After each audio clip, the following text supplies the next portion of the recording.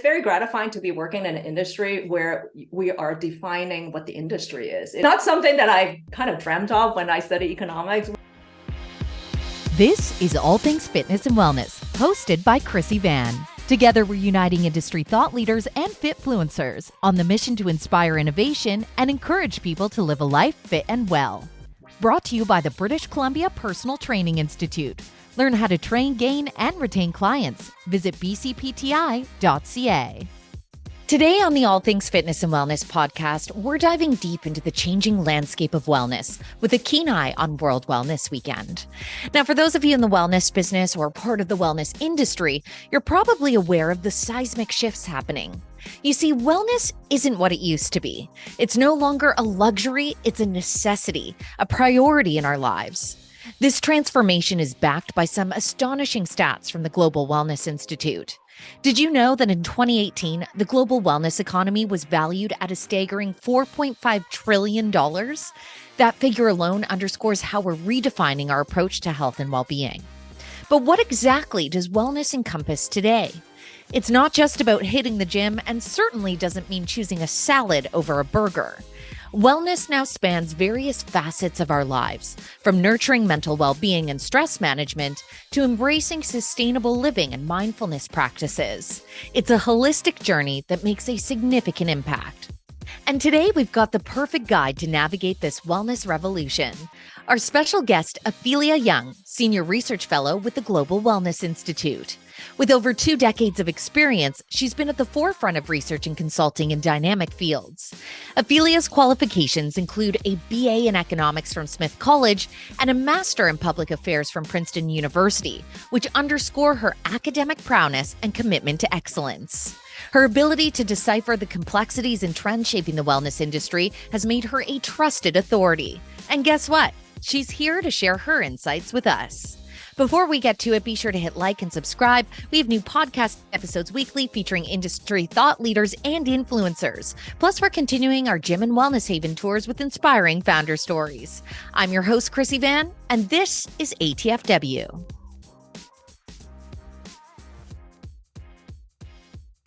Well, Ophelia, I'm so happy that you're able to join us. Before we get into it, though, maybe explain to people that your background wasn't within the wellness industry. It is your expertise, though, that is really making waves and changes. So my background, I'm actually an economist and a development economist that had studied a lot of industries. So eventually, wellness just became like sort of specialized study for me and some of my colleagues. And so specifically, we specialize in looking at defining what is the wellness economy, what is the wellness industry, and what it encompasses, and also measuring the size of the global wellness industry. And when it comes to creating those definitions, how important is it to propel an industry to have those so clearly defined? The definition is important for coming up with a figure for the industry. So like, for example, just going back to the very first industry we measured, it's the spa industry, which we did for the very first time in 2008. And back then, actually, there was no agreement on what is part of the spa industry. So that, people really squabble because they're industry association and they have their membership and they set their rules and, who belongs, who didn't.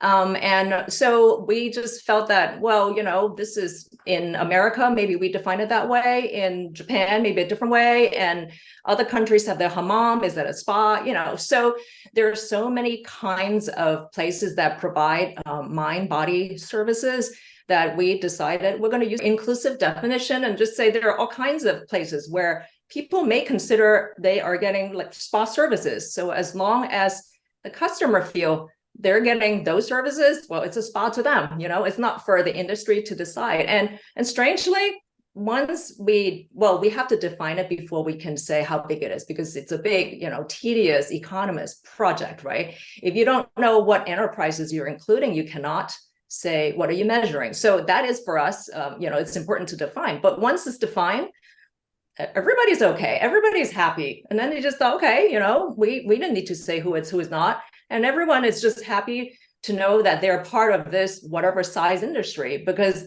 the size of it gives them like the shape, like this is who we are. So it's interesting because we've defined various industry. We've done it for golf industry in the US. And so, I mean, in some other industries, well defined, right? Like how big is the automotive industry or pharmaceuticals? But in a lot of the wellness sectors, it is not. And to kind of put a definition around it and put a number around it helps businesses, help investors.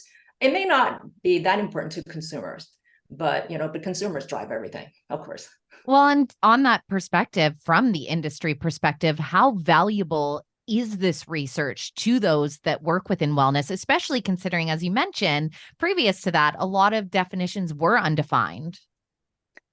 So it's interesting. We're not part of the industry in that we're not operating in, a business, right? Like a wellness business. So we are economists studying it. So we don't always, in a day-to-day basis encounter people use those numbers. But when we do, because sometimes we will visit some new entrepreneurs, maybe they're planning a business or there's some new kind of wellness business, like a wellness club. A few years ago, we visited some of the ones that started in New York, and that has since really, ballooned. But I remember back, and visiting some of these entrepreneurs, and when they meet us, they will be so excited because they said, we use your numbers in every pitch deck we have. And so many people, entrepreneurs looking for capital, use these numbers in a pitch deck. And that's when I realized, wow, it's really for, not only the existing businesses, but for people who are looking for an entry and think of new ways that, they can create new services and new value. Well, when it comes to the wellness economy, we know we consistently see article after article about the fact that this space is a growing space. So can you give me a picture of the size of the wellness economy currently in regards to monetary value and where some of the trajectories are headed? We had the whole 2020, the COVID year, which it's very confusing for all the industries because everything, pretty much the whole world, everything took a dive. So we always like to take 2019, it's as most industry, you kind of look at where was the peak before. And in 2019, we valued that at $4.9 trillion. Wow. It's huge. And in 2020, it took a dive to 4.3 trillion. So, it came down quite a bit because it includes industries like wellness, tourism, and spas and physical activity fitness. And as you know, with the closure of businesses, people are not able to visit those enterprises, right? It's like restaurants industry, like the overall hospitality. So that took a dive. So it's interesting. This year we are updating our numbers. So we will have 2021 and 2022 figures. So I think the biggest question is whether we have returned to the former peak or maybe exceeded it. That's usually the benchmark. To be seen for sure. For those obviously within the wellness industry, they'll be familiar, but what would be the branches? I mean, you obviously spoke to wellness tourism, which I know we're going to dive into a little bit here, but what are the other branches that are kind of encompassed within that term, wellness? So we have 11 of them. We had the original 10 was, like I mentioned, wellness, tourism, and spa, pretty obvious. And there's an adjacent one, the hot springs, the thermal springs industry. Then we have physical activity, of which fitness is a part, but is much bigger than that. Wellness, real estate, which is the building of healthy homes and, building of these communities with health in mind. We have personal care and beauty, of course, and that's really huge because it covers everything from what you think of skincare and beauty all the way to all the lotions and even toothpaste. I mean, that's all part of personal care. We have healthy eating, nutrition, and we have complementary and traditional complementary medicine. And we also have workplace wellness. And we defined a new sector a few years ago in the COVID year, mental wellness. Right. And I mean, that one's really become more important than ever, and so many players coming into that sphere. Really, really important. I think it's more even the awareness of what that is, as opposed to mental health, which we use mental health as the word for mental ill health. So we're talking about mental wellness, and we're not talking about, we're not focused on mental health disorders that are, people go to a psychiatrist, psychologist. So in regards to that, how do you define mental wellness? What was the definition that was agreed upon there? And what kind of industries would that encompass? So we read a lot of psychology literature, and also in the sort of happiness field, because it's like mental wellness, is that happiness? What's well-being? What's wellness? I mean, just these questions all the time. So our definition is mental wellness as an internal resource that helps us to think, feel, connect, and function.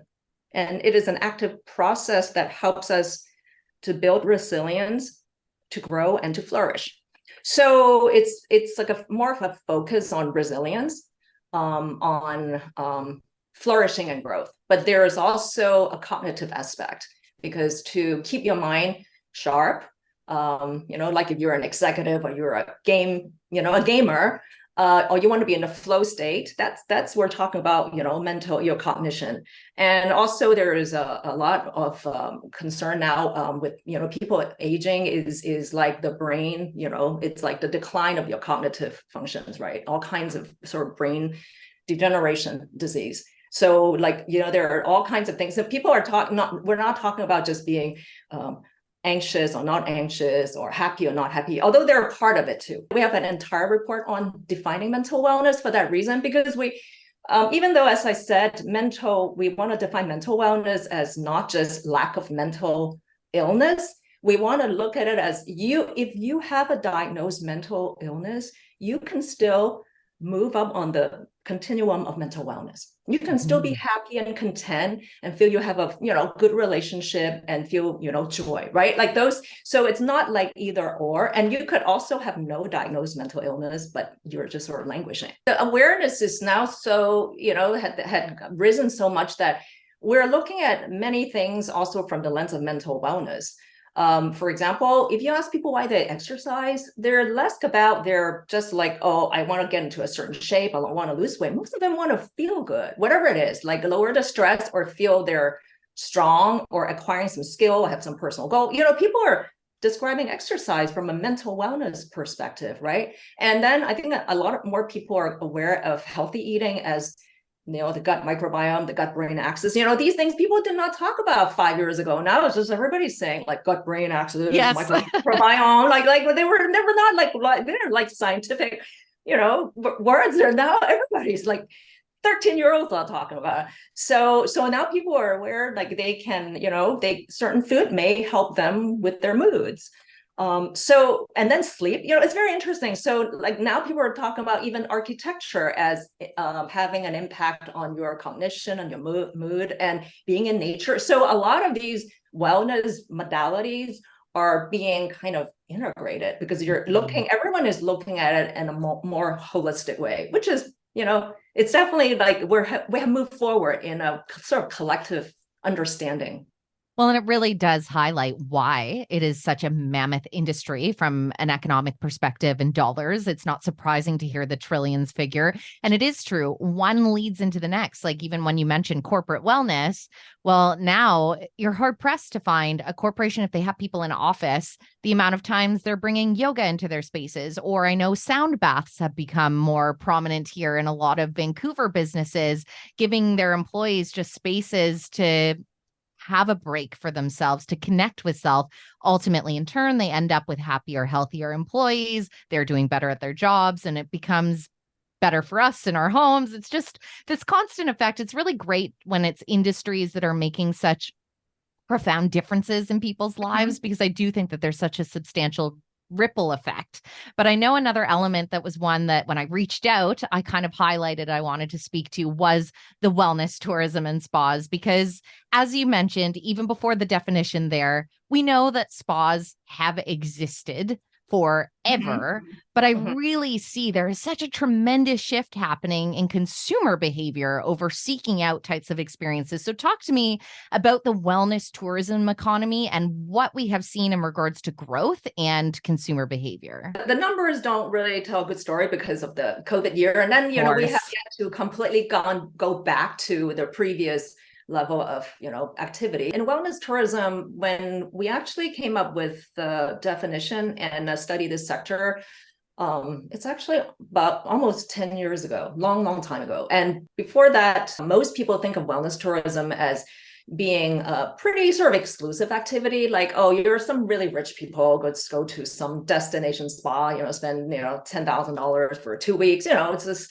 somewhere, or some very fancy yoga retreat, or maybe, yoga retreat, or Yeah. people think of it as those kinds of activity. And which it is, that is part of it. And the people who really feel they belong there is the very high-end resort and spas, and where we said, so we define it as they're including really two kinds of visits. One is that the visitor's wellness intention drive the entire trip. So you are booking that, you are researching destination, you're going that for your wellness, whatever wellness reason. So that is the purpose of the trip. So that is what most people understood as wellness tourism. So we said that's one group. Another much bigger group is the people who maybe doing something else, like going for visiting friends and family, or going on some trip, but they're bringing their wellness intention and their lifestyles with them. So they might be making certain decisions when they are, picking hotels or going to eat, do whatever. When they're spending money, there is some wellness value driving some of those decisions. Maybe not all of it, not all the time, but the whole trip, we said it is a secondary wellness tourism. So it's interesting when we first put out that definition, and then we defined an industry, gave it like, I don't know, I forgot, 400 million. I forgot what was the size, but no, 400 billion, sorry, much bigger. And some people were kind of, they said we really exaggerated it. They said you cannot include the hotel room and all the food spending when the hotel is not a wellness hotel. They're not eating all this healthy everything. And then we said this sector is not just the yoga studio they go to, all the healthy food store. This sector includes, I said, airline. And we were predicting that about 9 years ago, when people have, they were disagreeing with that definition. They said it's like, no, you cannot count that. And we're like, no, you forgot. There are many things in your journey, even including your transportation, when you feel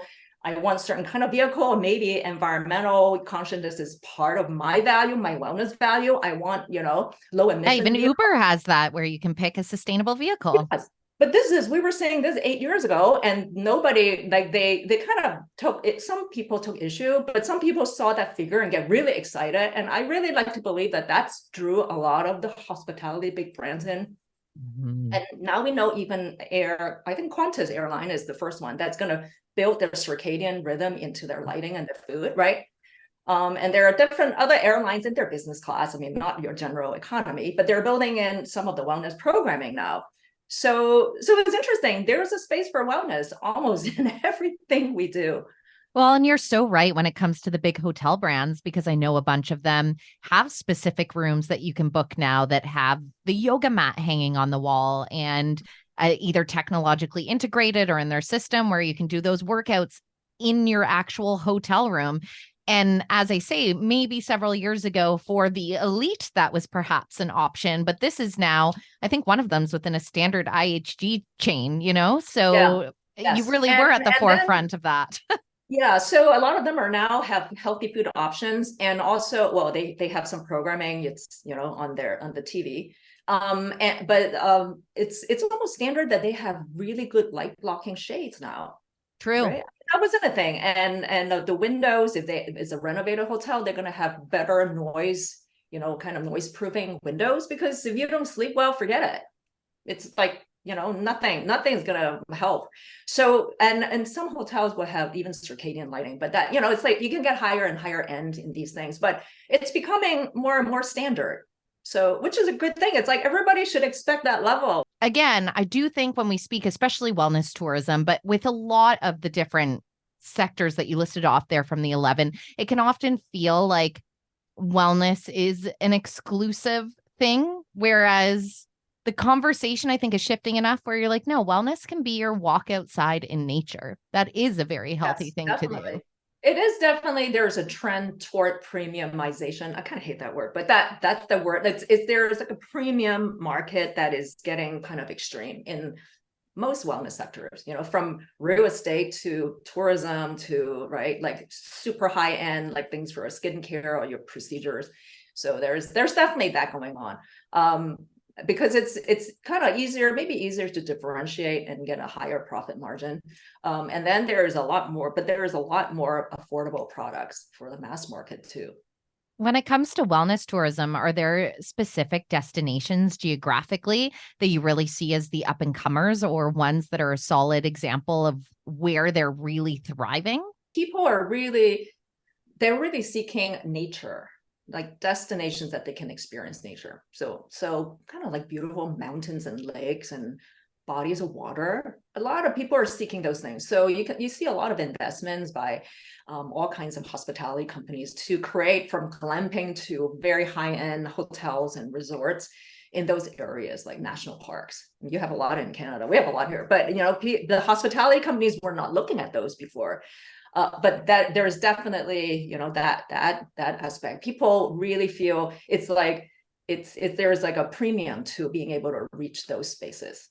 Definitely. Well, and you've seen the impacts of that already here. A lot of destinations are learning how to pivot and better manage this broader interest. Because to me, I'm like, yes, I love the outdoors. And truthfully, the mountains are right here. I was in them this weekend. I'll be back again this week. I really value my nature time. And I love that people are discovering that. But I think that there's going to be some cautions and learnings as we see that type of interest expand, and especially be monetized when there are companies that are bringing more people that maybe don't know kind of the unwritten rules to leave it either as you found it or better than you found it. Yeah. I think it's just the sudden volume. I mean, it's funny for Americans to hear the Canadians think they're overwhelmed by the number of people. It's like, oh my God, but they have 10% of people in the same land mass. but I think it's like a sudden surge, right? There's enough. I mean, we live in a continent where really there's enough nature for everyone. Is it equally accessible, like in an equitable way? Maybe not.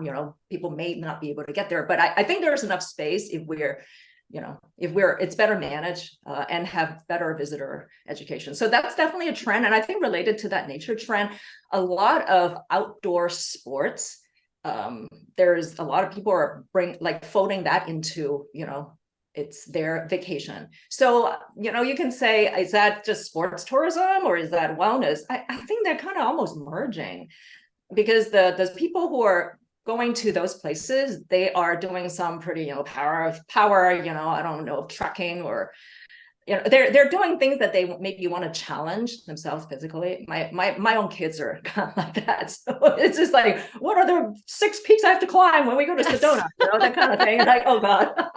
Social media, though, has had a tremendous impact of that, which again is like the curse and the blessing, because how incredible for them to be seeking those experiences. And they see, and then the interesting thing is people are doing it also for their mental wellness, right? Yes. It's like, I meet a challenge. I kind of, this is what I want to see if I can hit that, that is like my goal. So they're all kind of all merging. So that's definitely like a thing.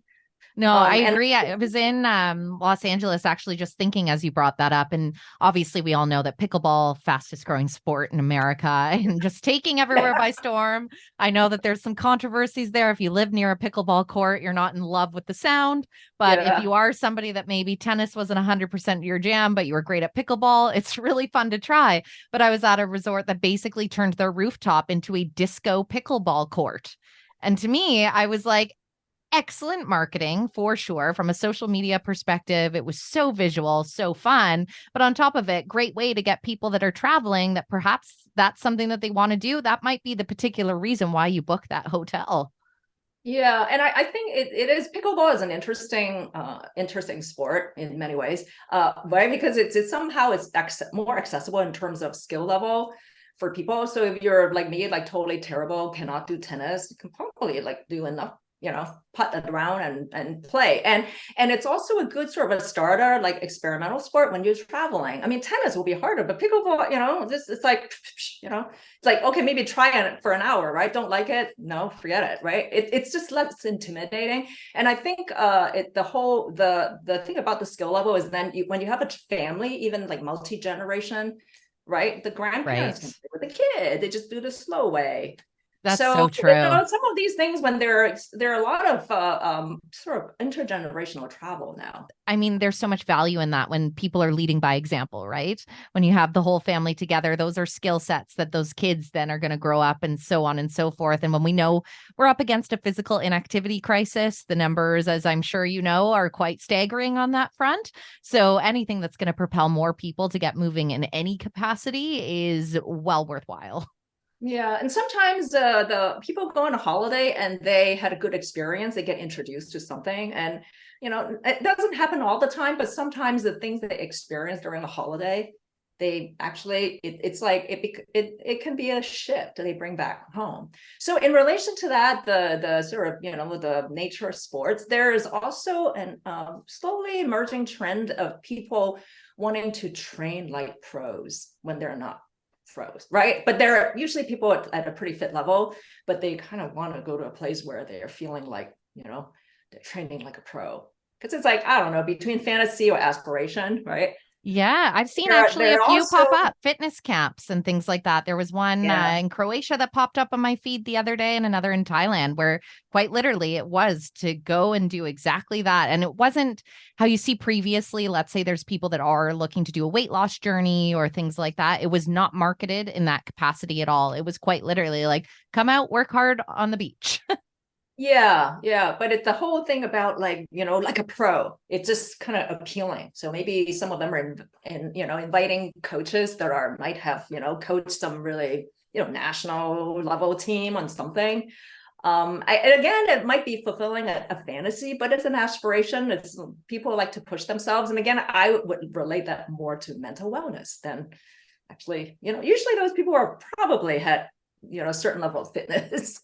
It's really mental, right? Taking yourself to a different level or challenge. Definitely. It's so Yeah. fascinating to see the evolution in the space. We kind of started off here speaking to the fact that it is Global Wellness Weekend coming up. So, where do you feel the focus should be as we travel into this weekend? One of the drawback of the so much attention on wellness is some people feel that it's become another burden. Like, I need to do these things, or then I'm not keeping up with other so and so, and I'm not fit. It should not be another thing to make you feel bad, another thing to a burden. So I would say it's really, what brings you joy, that in any of those wellness bubbles or any of these modalities, what brings you joy, that should be part of your wellness journey, because you do not want to force yourself to do things that you don't like just so you stay healthy. You have to It's so find the true. things that work for you. So for some people, it might be calling up a friend and go on a walk in, Stanley Park, right? Yes. Or just go to the flea market, maybe go walk a little faster, walk a little longer. That's your goal. Could be that it could be a global wellness day. Or some people might feel, okay, maybe I just want to try this thing. I just always thought I'm intimidated, by Pilates or something, so maybe just, get someone and go. And right. So whatever makes you feel, it brings you joy that you want to experiment or want to dive into. It is really, should not be something very, exclusive. It should be affordable, accessible, and that makes you happy. Well, and I think as you mentioned in the beginning there with the definition of these 11 different branches, and obviously we know within each of those you could get more and more granular, I'm sure, but it just speaks to the fact that there are so many things that we can do for ourselves. And as you say, it's about discovering what resonates with us. And that could be as simple as doing your morning gratitude and simply saying thank you when you open your eyes. It can quite literally be that little. And more than likely, if you start to dive into small habits in your life, you're going to want to attract more and more wellness elements because it Yeah, does feel or good. find your wellness tribe. Yes. Yeah, that's better. You might meet some people, and it could be fun, and just start. I met so many people doing yoga. I call them my yoga friends, but they're just like my friends now. Yeah. But people on a mat next to you, and then after a few years, okay, well, that's who are you? Yeah. It is so true. It's such a great way to build community. When it comes to the Global Wellness Institute, and obviously you doing incredible research, when is this next report going to be unveiled? It will be unveiled at the Global Wellness Summit in Qatar in early November. Amazing. So we'll see some new numbers. Well, and I'm sure For the all sectors. industry as a whole, whether you're an entrepreneur getting started with your business or somebody within the business, this report, I imagine, is going to be one of the most important ones that you've released, considering we are coming off the heels of such a, I know it's so overused, but unprecedented time, because it really has been. Yeah, hopefully it's it's going to be good news, and I think it'll be good news. Well, that's good. And kind of as a lasting thing for those that understand, what is the role of the Global Wellness Institute? What do you kind of hope that people gain from the fact that, obviously you make all of this incredible research accessible? Yeah, so Global Wellness Institute is a spin-off from the event Global Wellness Summit. And the Global Wellness Summit is a meeting of the wellness industry leaders. And because there's so much activity that comes out of the summit that people want to work together, the Global Wellness Institute was created to be like a home for those activities. And so we do our work under the Global Wellness Institute instead of the summit, so that our research is available and to the public. So, everyone can go look into it. And we have not only industry numbers, but we kind of dive into, right? Think of how do you define mental wellness? How do you define wellness real estate? And we have heard that people in the US building industry had been looking into that and then thinking about healthy buildings. You don't know what it affects, like what industry will get into it even a few years later. It's very gratifying to be working in an industry where we are defining what the industry is. It's not something that I kind of dreamt of when I studied economics, where like you're going to go, be defining an industry. And it is kind of a fun That is so true. And especially because it's constantly evolving. So that at first, when you were kind of saying like having, especially like as a professional economist, having to figure out the definitions, I was like, oh, that must be so daunting, because I'm sure it's so subjective to so many people. But when I hear it from that perspective, yes, you're trailblazing within an industry, and one that is evolving very quickly. Like you have 11 branches now, and I'm sure more to come down the line. There might be more to come. Yeah. Like we resisted adding mental wellness for a while, but we added it in the right time. But Definitely. but we're economists. If you can't define it, you cannot measure it. So we're kind of bound. We have to be specific. We're not allowed to be this. It includes everything. It's everything. It's not. You cannot. That is so true. Well, I really appreciate you taking the time to provide a little bit of insight, and I look forward to the report in November and learning a lot more about where the industry has been and where we're headed. Thank you for the work that you do. Yeah, thank you. You've just listened to the All Things Fitness and Wellness podcast, hosted by Chrissy Van. This episode was brought to you by Fitness World, your fitness, your way. Be sure to hit like and subscribe. We have new podcast episodes weekly featuring industry insiders and influencers. Together, we're on a mission for everyone to live a life fit and well.